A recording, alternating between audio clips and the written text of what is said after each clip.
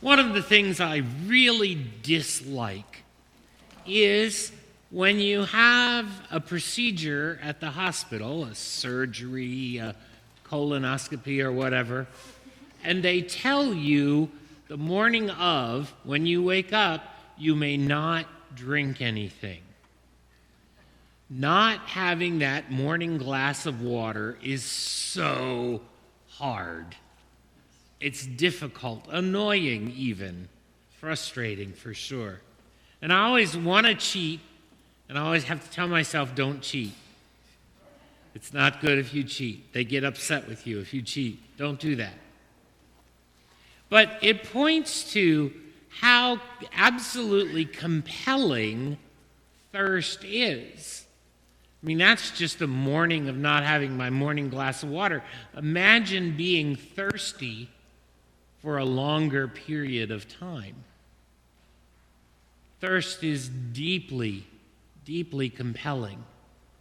And it's interesting that in the story of the Exodus, the people grumble.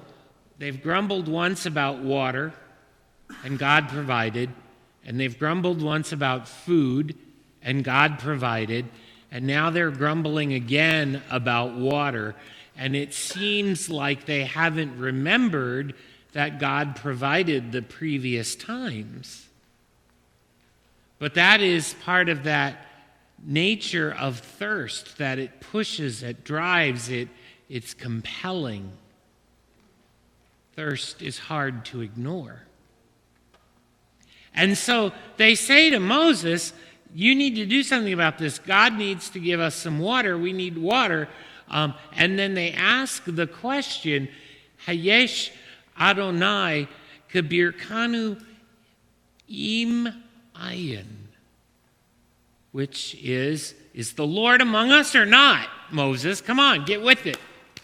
Right? It's an accusatory question. But one of the things that's so about Hebrew is that there's a long and wonderful tradition of playing with the words, and that sometimes the words, it doesn't take much to change them. And that ayin at the end of the question is not. But it's easy to read that ayin not as an adverb, but as a preposition. Then the question becomes, is the Lord among us or nothing? Now we're getting somewhere. Now we're getting somewhere. Is the Lord among us? If the Lord is not among us, it's all nothing. Is the Lord among us or nothing?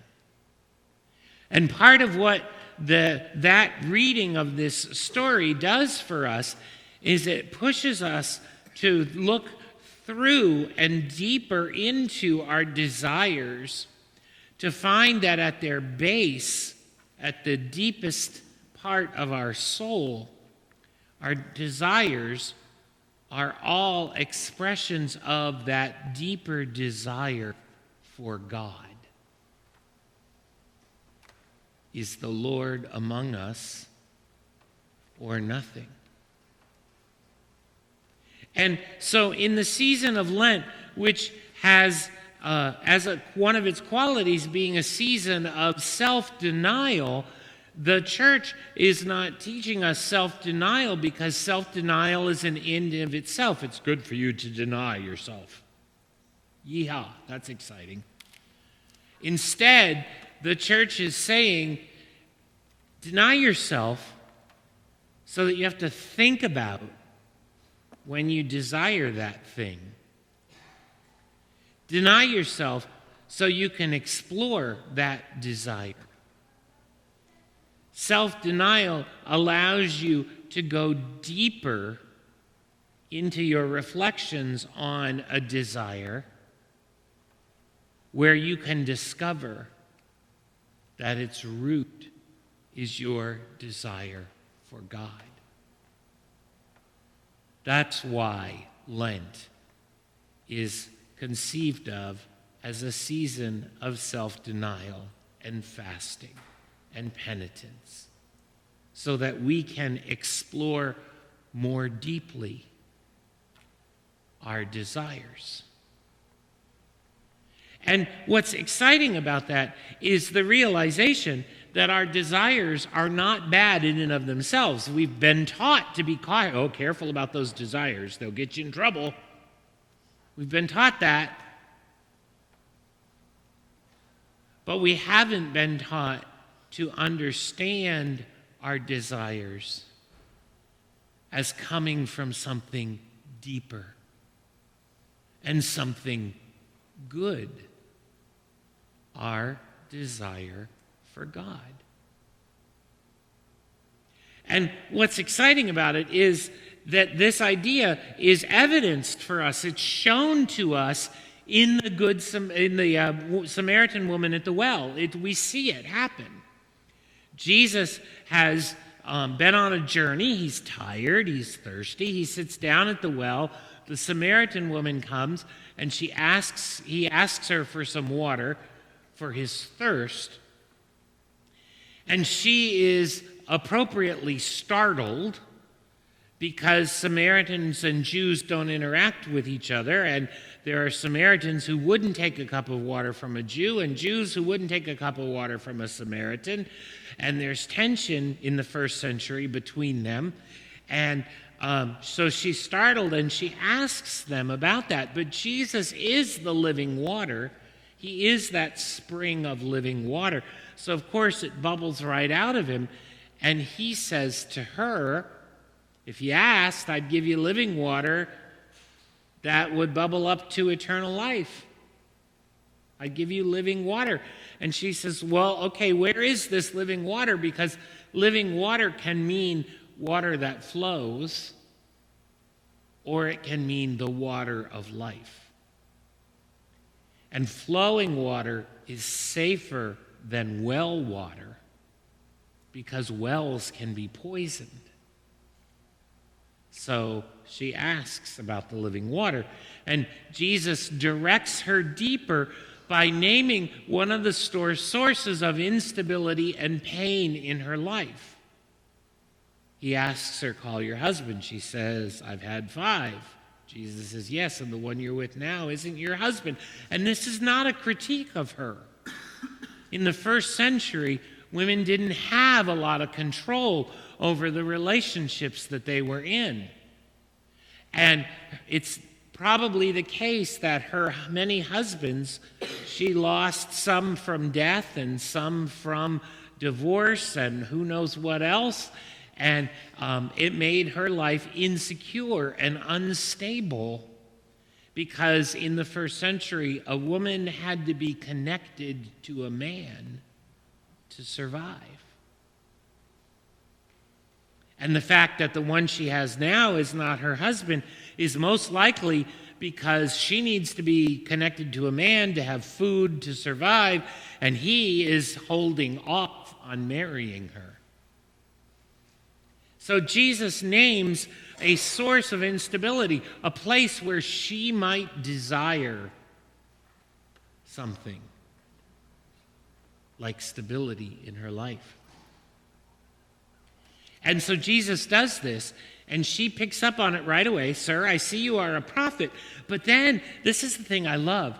She doesn't go there. She doesn't talk about that desire. She already intuits that her desires point to something deeper.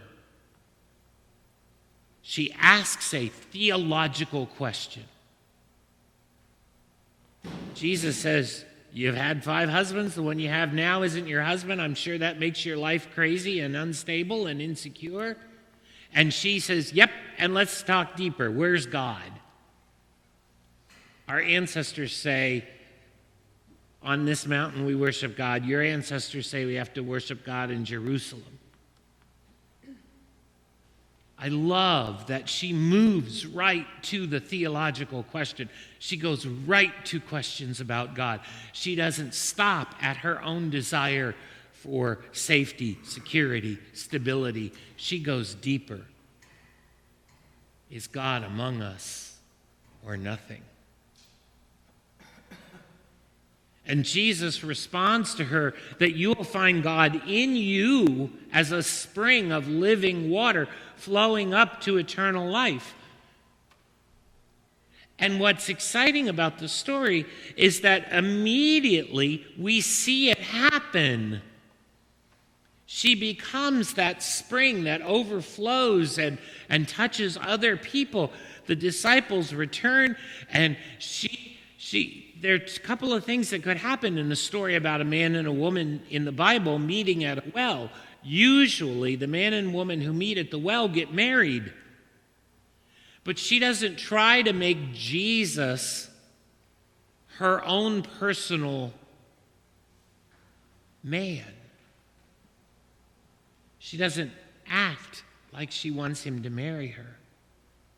Instead, like a spring of living water that flows up and overflows and bubbles and touches other people, she goes back to town and tells everyone else about Jesus and gets them to come and see him and talk to him. So that in the story, Jesus says, I can give you within yourself a spring of living water, and then we see her acting like someone who has a spring of living water. It happens just like that.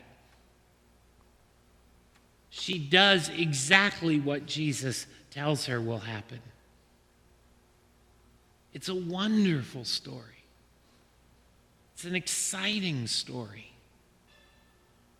It's a story that tells us we can look more deeply at our desires, not critically, not because they're bad, but if we keep thinking about them, reflecting on them, praying about them. Remember, in Lent, when you find yourself wanting the thing you said you won't have during Lent, that's supposed to be a call to prayer. And when we do that, we discover God is not only among us, but within us. God is that spring flowing up to eternal life within us. Velo ein. And that's not nothing. That's everything. We talk about God giving us everything. And the chief way that God does that is by giving God's self to us. And we become the spring of living water.